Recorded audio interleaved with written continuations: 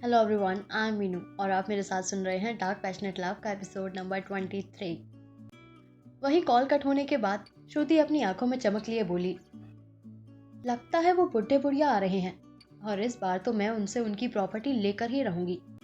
अगर वो दोनों सीधे से नहीं माने तो उन्हें मैं रास्ते से हटा दूंगी, क्योंकि वो बुढ़े बुढ़िया ने अभी तक अपनी सारी प्रॉपर्टी को सिर्फ अपनी पोती सुकून के लिए ही रखा है।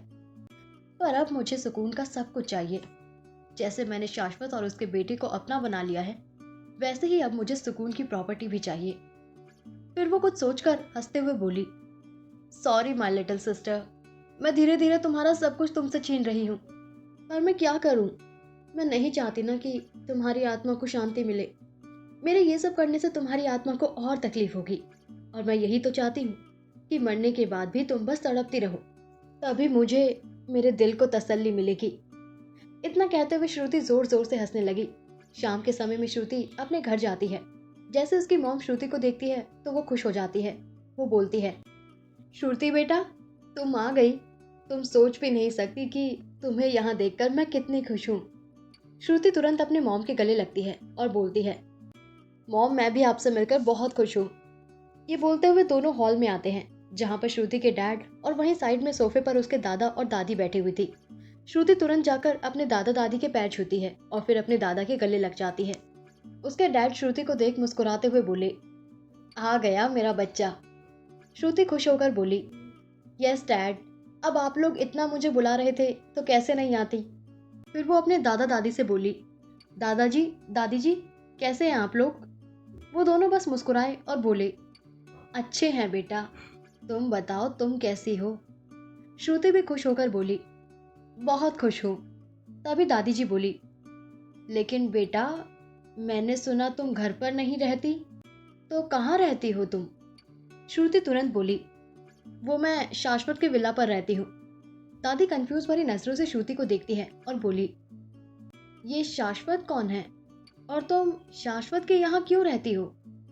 उसी समय दादाजी बोले, ये शाश्वत वही है जो सिंघानिया इंटरप्राइजेस का मालिक और नंबर 1 बिजनेसमैन है ना। श्रुति तुरंत बोली, यस दादाजी, आप बिल्कुल सही कह रहे हैं, ये वही है। तभी दादाजी पूछते हैं, तो फिर तुम उसके यहाँ क्यों रहती हो। तुम्हें तो अपने घर पर रहना चाहिए ना, ऐसे किसी अनजान के घर रहना अच्छी बात नहीं है। श्रुति बोली, पर जल्दी हम लोग शादी करने वाले हैं और दादाजी ऑलरेडी हम एंगेज्ड हैं। इस बात पर दादी जी श्रुति की मॉम की तरफ घूर कर देखते हुए बोली, क्या सिखाया है तुमने अपनी बेटी को। इस तरीके से सिखाया जाता है। पता है ना, शादी से पहले किसी लड़की का पराये मर्द के घर में रहना अच्छी बात नहीं होती। श्रुति की मॉम बोली, ये आप क्या कह रही हैं माँ जी, वैसे भी उन दोनों की तो शादी होने वाली है, तो आजकल तो ये सब चलता है।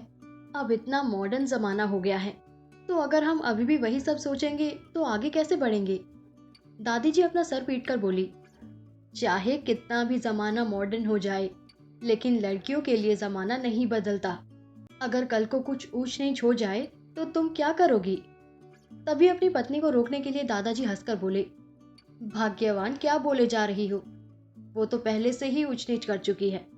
तुम्हें पता नहीं है कि वो शाश्वत के साथ क्यों रहती है, उसकी एंगेजमेंट और शादी क्यों हो रही है। दादाजी की बात सुन दादी जी भी चुप हो गई। वो सोचने लगी कि वो भी किसे समझा रही है, जो लड़की पहले से ही किसी के साथ सो चुकी है, बिना शादी के उसके बच्चे को जन्म दे चुकी है, तो अब दोबारा सोने में क्या हर्ज है। वहीं श्रुति को दादाजी की बात सुनकर बहुत गुस्सा आ रहा था। उसने बड़ी मुश्किल से अपने गुस्से को कंट्रोल किया हुआ था। वो अपनी मॉम की तरफ देखती है तो उसकी मॉम ने आंखों से ही शांत रहने का इशारा किया।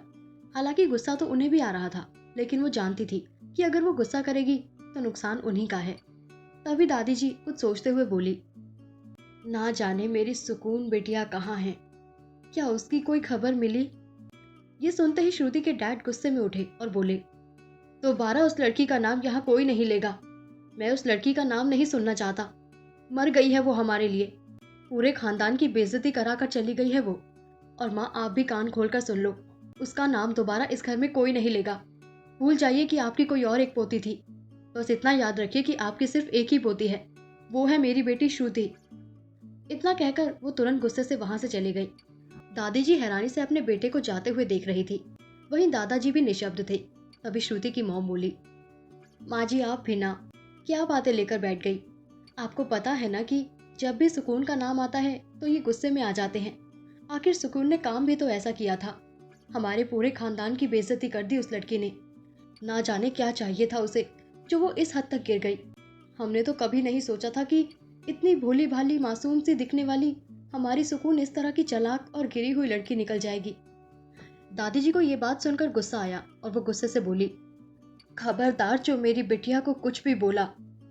मेरा मन कहता है वो कभी भी कुछ ऐसा नहीं कर सकती। अरे उस बच्ची को तो दुनियादारी की भी समझ नहीं थी, तो उसे क्या पता कि किसके साथ क्या किया जाता है।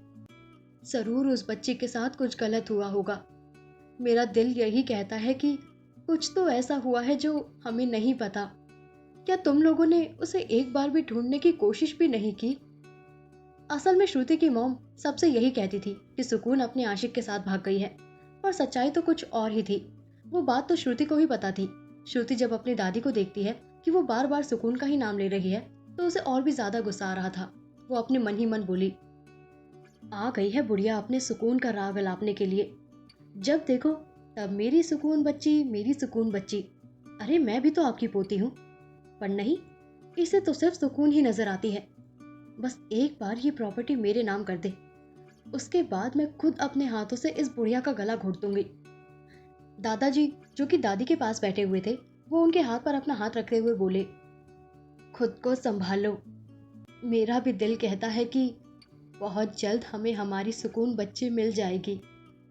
दादाजी अपनी बात बोलते हुए रोने लगे। उनकी आंखों से आंसू गिरने लगे। दादी जी दादाजी की तरफ देखते हुए बोली, आप इतना कहते हैं तो मैं मान लेती हूँ, लेकिन आप भी कोशिश करिए कि हमारी बच्ची मिल जाए। इतने साल गुजर गए हैं, जाने कहाँ है मेरी बच्ची। कहीं कोई मुसीबत में तो नहीं है, कहीं उसके साथ कुछ बुरा ना हो रहा हो। दादाजी अब क्या ही बोलते। उन्होंने तो सालों से ही सुकून को ढूंढने के लिए बहुत सारे आदमियों को लगा दिया था, पर वो जितनी कोशिश करते उन्हें हमेशा हार का ही सामना करना पड़ता। लेकिन फिर भी वो दादी जी को दिलासा देते हुए बोले, तुम चिंता मत करो, बहुत जल्द हम अपनी सुकून बच्ची को ढूंढ लेंगे। वहीं श्रुति का तो यहाँ पर अब रहने का मन ही नहीं कर रहा था। उसका सिर दर्द होने लगा था। सुकून का नाम सुनते ही उसके अंदर गुस्से का ज्वालामुखी फूट पड़ता था। उसने उसे अपने रास्ते से तो हटा दिया था, लेकिन अपनी दादा दादी के दिल से नहीं निकाल पाई थी। उसे यही सोचते हुए और ज्यादा गुस्सा आ रहा था, पर उसने आज बड़ी मुश्किल से खुद के गुस्से को रोका हुआ था, क्योंकि उसकी मॉम उसे बार बार शांत रहने का इशारा जो कर रही थी। करीब 2-3 घंटे तक रहने के बाद श्रुति सोफे पर से उठी और अपनी मॉम की तरफ देखकर बोली, मॉम मैं चलती हूँ। ये देख उसकी मॉम बोली, बट बेटा अभी तो आई हो तुम, अभी कितनी देर हुई है? श्रुति अपने हैंड वॉच की तरफ देखते हुए बोली, सॉरी मॉम, बट ऑलरेडी 3 घंटे हो चुके हैं और मेरा यहाँ ज्यादा देर तक रहना सही नहीं। दादाजी और दादी जी भी वहीं बैठे थे। दादी जी बोली, क्यों तेरा यहाँ रहना क्यों सही नहीं है? श्रुति तुरंत बोली, वो क्या है ना दादी, शौर्य मेरे बिना नहीं रह पाता। जब तक मैं उसके पास नहीं रहती, उसे अपने हाथों से खिलाती नहीं, वो डिनर भी नहीं करता। ये सुनकर दादी को भी मन किया कि एक बार शौर्य से मिले। वो श्रुति की तरफ देखकर बोली, एक बार मुझे शौर्य से मिला देना, बहुत दिन हो गए उससे मिले हुए, अब तक तो बड़ा भी हो गया होगा। श्रुति मुस्कुराई और बोली, हाँ दादी क्यों नहीं, मैं जल्दी ही आपको शौर्य से मिलवाऊंगी। ये कहते हुए वो अपने मॉम के गले लगी, फिर दादा दादी से मिलकर वहां से बाहर आ गई। वो अपने हाथों की मुट्ठी बनाकर बाहर खड़ी थी। वो गुस्से से बोली, ये सुकून नाम की बला मेरा पीछा छोड़ती ही नहीं। मर गई है, लेकिन मरने के बाद भी हर किसी की जुबान पर सिर्फ उसी का नाम है। कोई बात नहीं, बहुत जल्द मैं वो सब भी मिटा दूंगी। ये बोलते हुए श्रुति ने अपनी आंखों पर ब्लैक गॉगल लगाया, फिर बड़े स्टाइल के साथ चलते हुए अपनी कार में जाकर बैठ गई और फिर कार को तेजी से आगे बढ़ा दिया। कहानी में आगे क्या होगा जानने के लिए सुनते रहिए डार्क पैशनेट लव के आने वाले एपिसोड्स। Thank you.